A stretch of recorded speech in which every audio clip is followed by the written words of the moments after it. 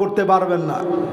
আগে যেরকম রাজাকার রাজাকার শোনা যেত, এখন দেখবেন নতুন করে কাসরাতুস শর্ত, নতুন নতুন শর্ত আসবে।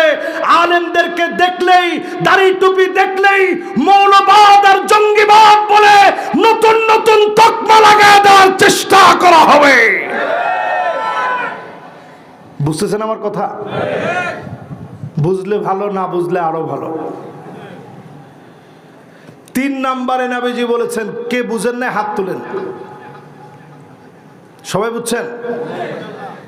তাহলে 1 নম্বরে নির্বোধরা নেতা হবে, 2 নম্বরে নতুন নতুন শর্ত দিবে। শর্ত দিতে দিতে বলবে যে অমুকে পাকিস্তানি, অমুকে পাকিস্তানি। রাজাকার তো অটো বাংলাদেশ থেকে আউট হয়ে গেছে। এখন আর কেউ রাজাকার বলে না, কারণ সবাই গর্ব করে নিজেদেরকে বলেছে আমি কে, তুমি কে, রাজাকার রাজাকার।